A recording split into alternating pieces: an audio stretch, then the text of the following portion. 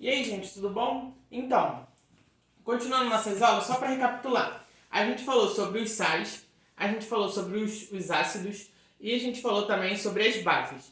E agora a gente vai falar um pouco sobre os óxidos.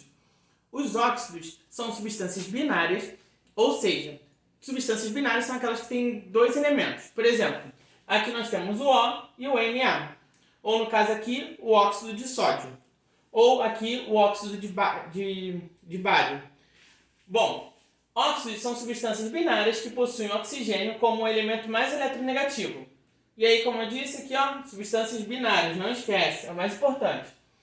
E aí nós temos dois tipos de óxido. Nós temos os óxidos básicos e os óxidos ácidos. Como é que eu faço para saber quem é óxido básico e quem é óxido ácido? O óxido básico são aqueles que, reagindo em água, liberam uma base. Lembra que a base tem a hidroxila aqui no finalzinho, olha? Lembram disso? Então aqui, por exemplo, eu vou pegar aqui o meu óxido de sódio mais a água, vou conseguir duas moléculazinhas do meu hidróxido de sódio ali do outro lado. Então, só recapitulando, né? Os óxidos básicos são aqueles que, ao reagirem com a água, formam os hidróxidos. Lembra que essa terminaçãozinha aqui, OH.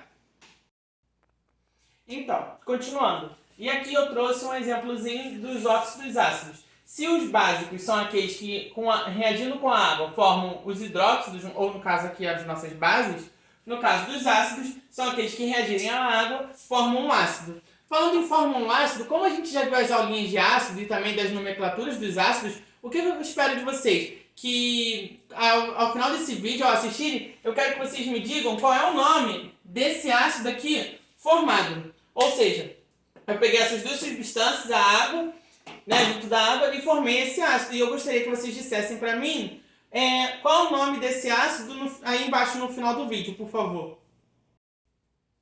Então, agora a gente não teve as reações ácido-base para ter reagentes sal e água? Então a gente tem o mesmo processo com os óxidos. E aí, nós, por exemplo, se eu tiver um óxido base, ele reagindo com um ácido, ele vai ter uma reação de neutralização liberando sal mais água. E aí eu faço o mesmo processo com o meu óxido ácido. Só que aí de vez eu reagir ele com um ácido também, eu vou reagir ele com uma base, que também vai me liberar sal e água. E a gente também tem o mesmo processo de uma reação de neutralização. A outra coisa que nós temos aqui são os peróxidos. São compostos por dois átomos de hidrogênio, tá vendo? Aqui dois átomos de hidrogênio, dois átomos de hidrogênio. O que acontece?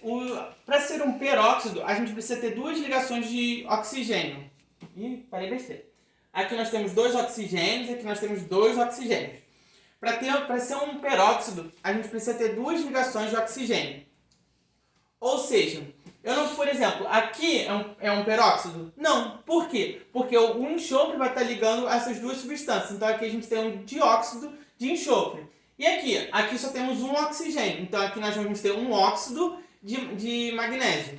E aqui, por que aqui é um peróxido? Porque aqui nós vamos ter duas ligações de oxigênio e nós vamos ter dois hidrogênios fazendo com que essa substância esteja em um estado de oxidação. E a mesma coisa aqui embaixo. Então, gente, basicamente é isso a matéria sobre os óxidos.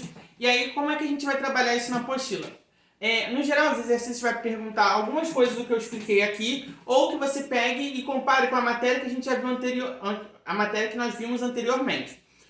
Por exemplo, no exercício 1 da apostila, do capítulo 20, você vai ter que dizer lá se aquela substância é um óxido, se aquela substância é uma base, é um sal, ou então se aquele óxido ele é básico, se aquele óxido ele é sal. E aí você tem que simplesmente pegar e reconhecer a substância de acordo com o que foi explicado. E não esqueça de vocês colocarem aí na descrição o nomezinho daquele ácido que nós vimos no quadro passado.